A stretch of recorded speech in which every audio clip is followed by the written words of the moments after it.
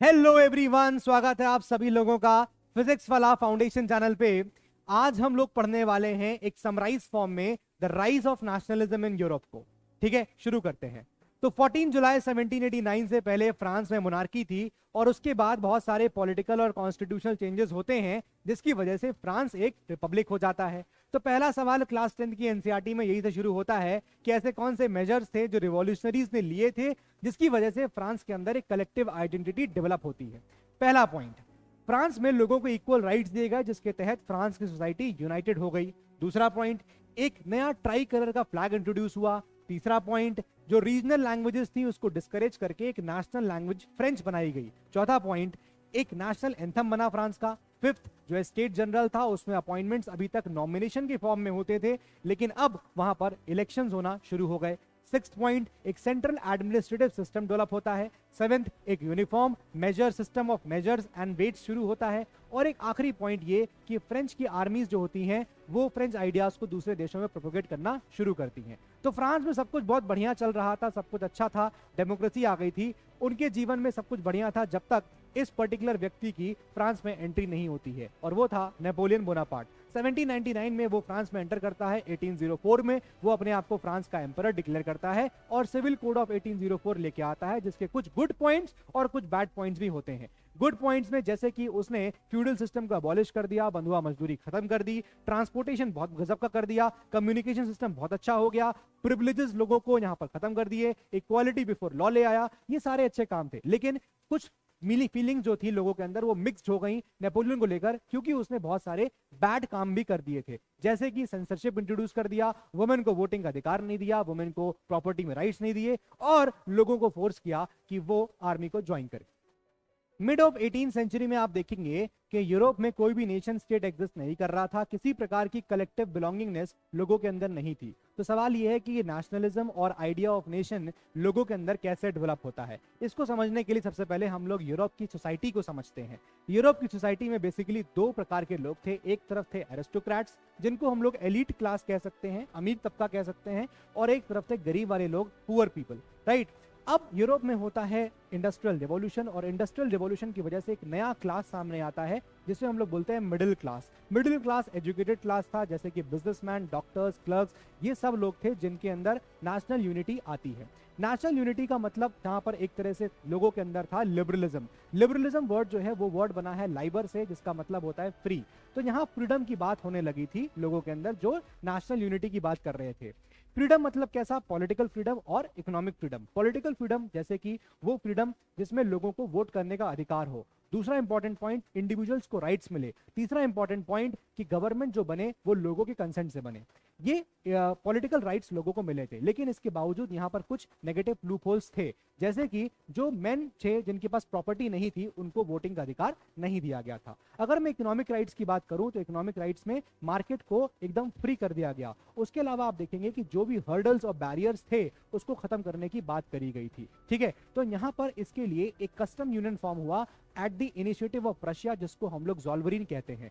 ज़ॉल्वरिन के आने से दो इंपॉर्टेंट चीजें हुई। एक तो ये कि जो ट्रेड बैरियर्स थे वो खत्म कर दिए गए। दूसरा, जो करेंसीज थी अभी तक यूरोप के अंदर लगभग 30 करेंसीज चलती थी उसको घटा के 2 पे ले आया गया। ठीक है, तो यहाँ पर क्या हुआ कि 1815 जब आया तो 1850 में बैटल ऑफ वाटरलू होती है। एक तरफ नेपोलियन बोनापार्ट था, दूसरी तरफ कंजर्वेटिव्स थे।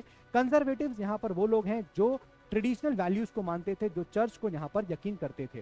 ठीक है, अब ये जो लोग थे वो मोनार्की लाना चाहते थे। तो जब ये बैटल ऑफ वाटरलू होती है उसमें नेपोलियन हार जाता है। नेपोलियन के हारने की वजह से जो कंजर्वेटिव्स होते हैं वो जीत जाते हैं और एक तरह से लिबरल्स जो हैं वो क्रश हो जाते हैं। जब लिबरल्स क्रश हो जाते हैं तो लिबरल्स डर जाते हैं और लिबरल्स डरते हैं वो अंडरग्राउंड हो जाते हैं। बैटल ऑफ वाटरलू खत्म हुई तो वहां पर ट्रीटी ऑफ वियना साइन होती है। ट्रीटी ऑफ वियना के दो इंपॉर्टेंट प्रोविजंस होते हैं। पहला प्रोविजंस की जो भी चेंजेस यहाँ पर नेपोलियन बोनापार्ट ने किए थे उसको वापस वैसे ही कर देना, इसका मतलब undo the changes that were done by Napoleon Bonaparte. और दूसरा इंपॉर्टेंट पॉइंट था सेटलमेंट ऑफ यूरोप। ये काफी इंपॉर्टेंट पॉइंट था। सेटलमेंट ऑफ यूरोप मतलब ये था कि फ्रांस की बाउंड्रीज को लिमिट कर देना। ठीक है, तो कंजर्वेटिव्स लड़ाई को जीत जाते हैं, लिबरल्स हार जाते हैं और यहाँ पर जब लिबरल्स लड़ाई हार जाते हैं तो वो काफी डर जाते हैं कि उनको काफी सप्रेस किया जाएगा, और इस वजह से ये सारे लिबरल्स जो होते हैं वो अंडरग्राउंड हो जाते हैं और सीक्रेट सोसाइटीज बनाना शुरू करते हैं। एग्जाम्पल के तौर पर एक व्यक्ति का नाम सामने आता है, इटालियन रिवॉल्यूशनरी था जिनका नाम था ग्वासेपी मैज़िनी। वो 2 सीक्रेट सोसाइटीज बनाते हैं, जैसे कि यंग इटली मरसाइल में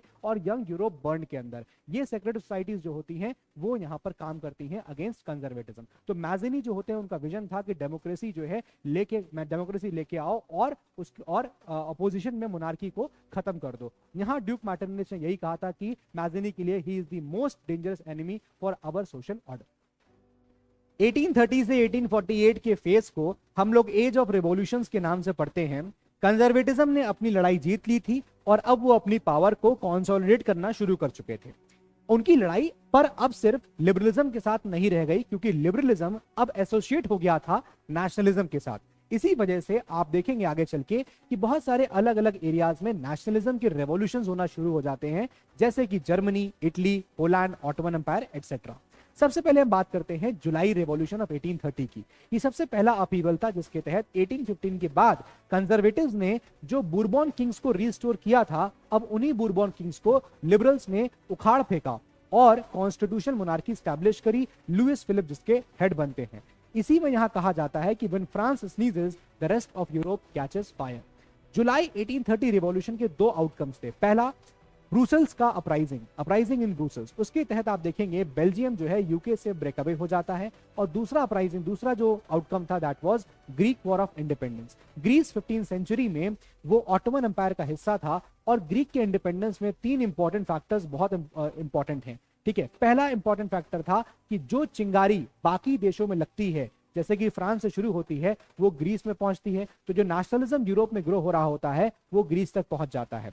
दूसरा इंपॉर्टेंट, वेस्टर्न यूरोप का बहुत ज्यादा सपोर्ट मिलता है ग्रीस को। तीसरी इंपॉर्टेंट चीज, जो पोएट्स हैं उनका भी काफी इंपॉर्टेंट रोल होता है national Greek war of independence में। ग्रीक वॉर ऑफ इंडिपेंडेंस का आउटकम था ट्रीटी ऑफ कॉन्स्टेंटिनोपल, जो कि 1832 में साइन होती।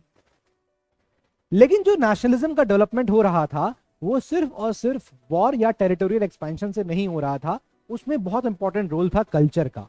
तो यहाँ पर आपके एग्जाम के पर्सपेक्टिव से एक बहुत ही इंपॉर्टेंट कॉन्सेप्ट आता है, टर्मिनोलॉजी आती है, जिसको बोलते हैं रोमांटिसिज्म। रोमांटिसिज्म का मतलब क्या है? ये बेटा वो रोमांटिसिज्म नहीं है जो आपकी उनके साथ होता है। ये रोमांटिसिज्म दूसरा रोमांटिसिज्म है बेटा। ये कैसा रोमांटिसिज्म है? जब आप अपने देश से प्यार करें।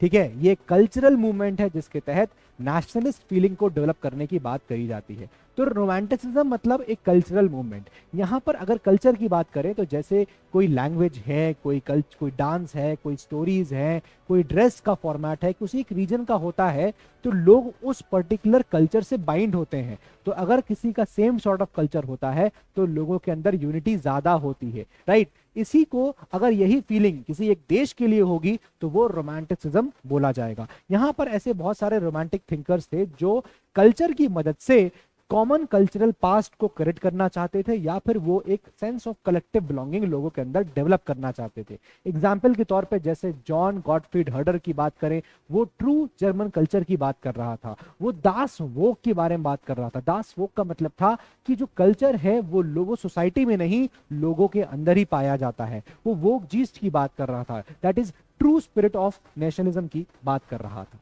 ठीक है, तो इस तरह से यहां पर ये रोमांटिसिज्म का कंसेप्ट होता है। 1830s आते आते यूरोप की इकोनॉमिक स्थिति बहुत खराब होने लगी थी। पॉपुलेशन यूरोप की बढ़ गई थी। जितने लोग एम्प्लॉयड नहीं थे उससे ज्यादा अनएम्प्लॉयमेंट होने लगा था।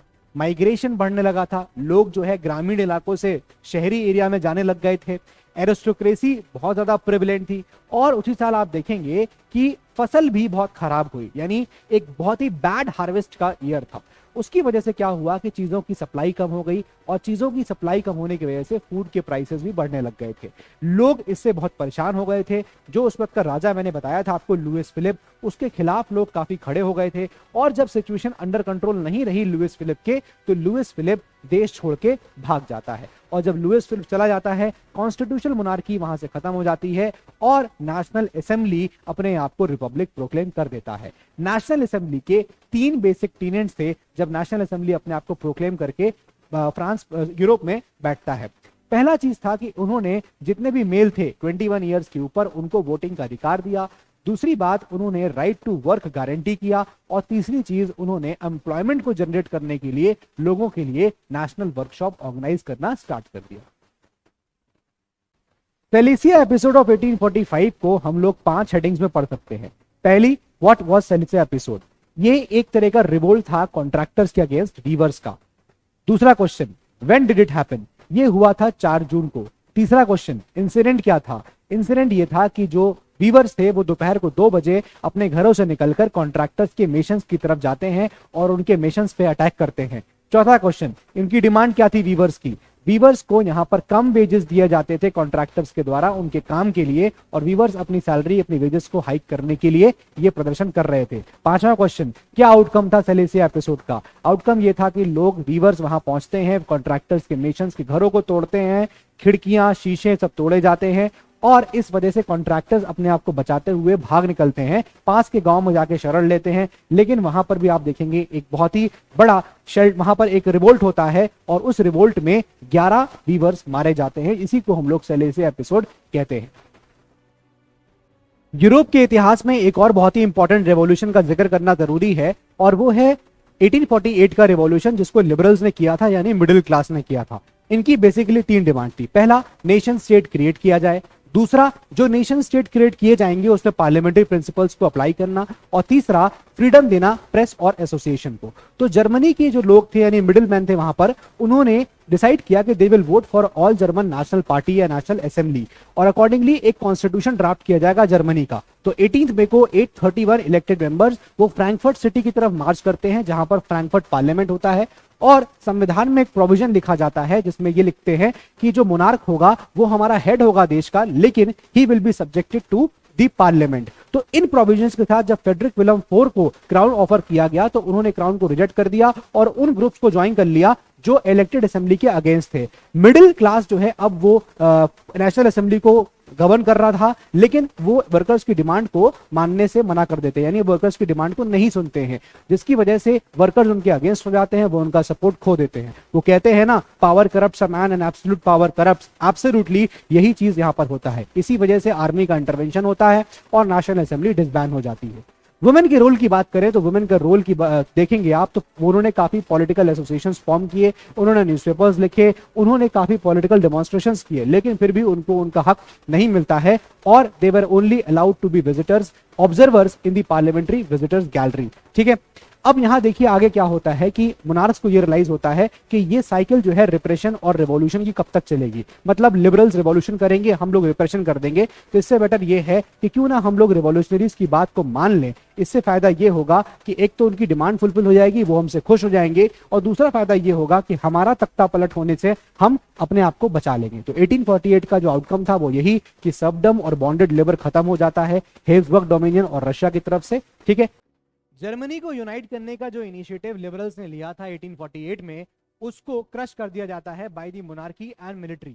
इसके बाद जर्मनी को यूनाइट करने की जिम्मेदारी प्रशिया को दी जाती है। प्रशिया के चीफ मिनिस्टर थे ऑटो वन बिस्मार्क, जिनको जर्मनी का चीफ आर्किटेक्ट भी कहते हैं। उन्होंने 7 सालों तक 3 लड़ाइयां लड़ी against Austria, Denmark and France, और फाइनली तीनों लड़ाइयां प्रशिया जीत जाता है और जनवरी 1871 में केसर विलियम वन को जर्मनी का एम्परर प्रोक्लेम करते हैं और यह सेरेमनी हॉल ऑफ मिरर्स में होती है। इटली में 7 स्टेट्स थे, जिसमें से सार्डिनिया पीडमोंट उनका इकलौता रीजन था जिसपे इटालियन प्रिंसली हाउस रूल करता था।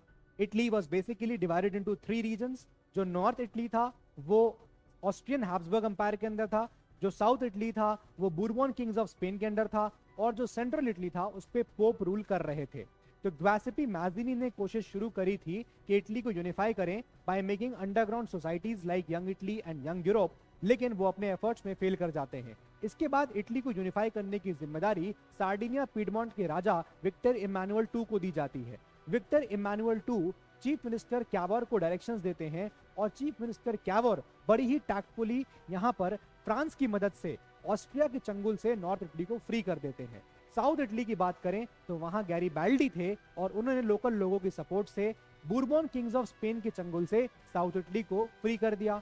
नॉर्थ और साउथ इटली के अंजाम को देखते हुए सेंट्रल इटली में जो पोप रूल कर रहे थे वो अपने आप अपनी सीट को सरेंडर कर देते हैं। इस तरह से इटली के तीनों रीजन जो है यूनिफाई हो जाते हैं और फाइनली 1861 में विक्टर इमानुअल II को इटालियन किंग प्रोक्लेम कर दिया जाता है। 18th सेंचुरी से पहले ब्रिटेन कोई भी नेशन स्टेट नहीं था। वहां पर लोग एथनिक ग्रुप्स में रहते थे, जैसे कि इंग्लिश, स्कॉटिश, आयरिश एटसेट्रा। तो इंग्लिश की पावर अब धीमे धीमे बढ़ने लग गई थी। जब उनकी पावर बढ़ी तो इंग्लिश पार्लियामेंट में किसी तरह से मोनार्की को सीज कर लिया 1688 में, और 1688 में बिल ऑफ राइट्स पास हुआ। बिल ऑफ राइट्स के तहत अब कोई भी लॉ बिना ब्रिटेन के पार्लियामेंट से पास हुए नहीं बन सकता था। तो इसी में एक लॉ बनता है जिसको बोलते हैं एक्ट ऑफ यूनियन 1707, जिसके तहत स्कॉटलैंड जो है वो इंग्लैंड का हिस्सा बन गया था। जब स्कॉटलैंड इंग्लैंड का हिस्सा बना तो इंग्लैंड ने अपना इन्फ्लुएंस स्कॉटलैंड पे करना शुरू कर दिया। उसके तहत इंग्लैंड ने स्कॉटलैंड के ऊपर कुछ चीजें सप्रेस करनी, कुछ चीजें फॉरबिड करी। जैसे स्कॉटलैंड को फॉरबिड था कि वो गेलिक लैंग्वेज नहीं बोलेंगे, स्कॉटलैंड पे फॉरबिडन था कि वो नेशनल ड्रेस नहीं पहनेंगे। ठीक है, आयरलैंड की बात करें तो आयरलैंड की सोसाइटी में दो तरह के लोग थे, एक थे कैथोलिक्स, एक थे प्रोटेस्टेंट्स। प्रोटेस्टेंट्स को यहाँ पर अंग्रेजों का सपोर्ट था, कैथोलिक्स को नहीं था। तो ऑब्वियसली प्रोटेस्टेंट्स को जब सपोर्ट है तो वो उनका डोमिनेंस होता था कैथोलिक्स के ऊपर। कैथोलिक्स को ये बात पसंद नहीं आती थी, इसलिए वुल्फ टोन के नाम के व्यक्ति ने यहाँ पर एक रिवोल्ट किया था जो कि प्रोटेस्टेंट्स के अगेंस्ट था, जिसको इंग्लिश की हेल्प से प्रोटेस्टेंट्स ने क्रश कर दिया था। और फाइनली आप देखोगे 1801 में यूनाइटेड किंगडम के अंदर आयरलैंड को भी इनकॉर्पोरेट कर दिया गया। ये है हमारा स्ट्रेंज केस ऑफ ब्रिटेन। इसलिए बोलते हैं इसको स्ट्रेंज केस क्योंकि अनलाइक जर्मनी एंड इटली, वहां पर आपको लड़ाइयां देखने को मिली, जबकि आयरलैंड और स्कॉटलैंड की कहानी में इस तरह की कोई भी लड़ाई देखने को नहीं मिलती है। That is why it is called as strange case of Britain. अगर हम कुछ सिंबल्स की बात करें, जब ब्रिटेन बन गया तो कुछ सिंबल्स फॉर्म हुए, कुछ नए सिंबल्स आए, जैसे कि ब्लैक फ्लैग को यूनियन जैक बोले जाने लगा, एक नेशनल एंथम बना जिसका नाम था God save our Nobel king, और एक इंग्लिश लैंग्वेज का गठन हुआ। अब यूरोप के अंदर नेशंस को विजुलाइज करना शुरू कर दिया गया, मतलब अब नेशंस का पर्सोनिफिकेशन स्टार्ट हो गया था, यानी नेशन को किसी एक व्यक्ति के रूप में देखा जाने लगा। उसके लिए एक नया कॉन्सेप्ट डेवलप होता है जिसको बोलते हैं एलिगोरी। एलिगोरी क्या होता है? एलिगोरी बेसिकली एक रफ आइडिया, एक कॉन्क्रीट आइडिया होता है, एक एब्स्ट्रैक्ट आइडिया होता है। यहाँ पर करते क्या थे कि एक फीमेल फिगर को लेते थे जो एक्चुअली में एग्जिस्ट नहीं कर रही होती थी, और उसके रिप्रेजेंटेशन में कंट्री को रखते थे। जैसे फॉर एग्जाम्पल अगर हम फ्रांस की बात करें तो फ्रांस का जो एलिगोरी था वो था मेरियाने। अगर हम जर्मनी की बात करें तो जर्मनी का जो एलिगोरी था दैट वाज जर्मेनिया। ठीक है, सिमिलरली ऐसे बहुत सारे आपने देखा था फ्रेंच रिवॉल्यूशन के टाइम पे एलिगोरीज यूज करी गई थी। जैसे कि अगर हम जस्टिस की बात करते हैं तो एक ब्लाइंड फोल्डेड वुमेन जो अपने हाथ में ऐसे तराजू लेके खड़ी हुई है। अगर हम बात करें लिबर्टी की तो ब्रोकन चेन्स या फिर रेड कैप, इस तरह की एलिगोरीज यहाँ इस्तेमाल होती थी। फिर उसके बाद अगर आप देखेंगे एनसीईआरटी में तो वहाँ दो इमेजेस दी गई हैं, एक टेबल दी गई है, बताया गया है। जैसे जर्मेनिया की इमेज की बात करें तो उसमें वो जर्मेनिया की इमेज जो है उसमें स्वार्ड पकड़े हुए है। स्वार्ड क्या रिप्रेजेंट कर रहा है, लीफ क्या रिप्रेजेंट कर रहा है, वो जो क्राउन है वो क्या रिप्रेजेंट कर रहा है, सन की रेज कुछ रिप्रेजेंट कर रही हैं, ईगल क्या रिप्रेजेंट कर रहा है, ये सब चीजें आपको एनसीईआरटी की टेबल में है। जैसे फॉर एग्जांपल हम ब्रोकन चेन्स की बात करें तो उसका मतलब होता है फ्री होना। ब्रेस्ट प्लेट पे जो ईगल प्लेट बनी थी उसका नाम है, उसका मतलब है एक स्ट्रेंथ होना। हम ओक लीव्स की बात करें तो उसका मतलब है हीरोइज्म होना। अगर हम स्वार्ड की बात करें तो that is readiness to fight, कि लड़ने को तैयार हैं। ठीक है, सन की बात करें तो जो सन रेज निकल रही है इसका मतलब beginning of the new era. इस तरह से आप बाकी सबको भी अपने एनसीईआरटी में देख सकते हैं। Nationalism and imperialism. नेशनलिज्म क्या होता है? जब आप अपने देश से प्यार कर रहे हैं, अपने देश से प्यार व्यक्त कर रहे हैं तो that is a nationalism feeling, right.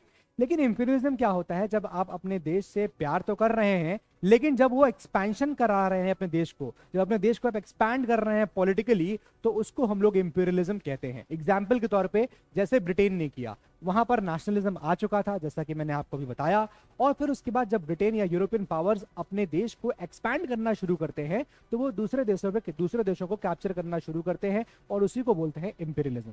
यहाँ पर सबसे पहले जो यूरोपियन पावर्स की नजर पड़ती है वो पड़ती है बाल्कन के ऊपर। बाल्कन्स जो होते हैं, बाल्कन में बहुत सारे कंट्रीज आते हैं जैसे कि Romania, Bulgaria, Albania, Croatia, Serbia, Herzegovina etcetera etcetera, right. तो ये बाल्कन जो देश थे ये ऑटोमन एम्पायर के अंदर थे और ऑटोमन एम्पायर मुस्लिम एम्पायर था। ऑटोमन एम्पायर जब डिसइंटीग्रेट होने लगता है तो वो वीक होने लगता है और फिर बाल्कन कंट्रीज आपस में लड़ना शुरू कर देते हैं। इस चीज का एडवांटेज लेते हुए यूरोपियन पावर्स उन पे हमला करने की कोशिश करते हैं और उनको कैप्चर करने की कोशिश करते हैं। क्यों? क्योंकि बाल्कन्स में बहुत सारा रिसोर्स था और हर यूरोपियन पावर उस रिसोर्स को कैप्चर करने की सोचता है। तो बहुत सारे यूरोपियन कंट्रीज जैसे जर्मनी, जैसे कि आपने देखा रशिया, ये सारे कंट्रीज जहां पर लड़ने लगते हैं और यही सबसे बड़ा कारण बनता है फर्स्ट वर्ल्ड वॉर का। तो हमारे इंडिया में भी यही चीज होता है, इंडिया भी एक हमारा इंपीरियलिस्ट शिकार हो जाता है। क्यों? क्योंकि ब्रिटेन हमारे ऊपर अपने पॉलिटिकल एक्सपेंशन करते वक्त हम पे कब्जा कर लेता है। तो हमारी जो लड़ाई शुरू होती है ब्रिटिश के अगेंस्ट, तो उसको हम लोग फ्रीडम स्ट्रगल बोलते हैं या फिर उसको एंटी इंपीरियलिज्म मूवमेंट के नाम से भी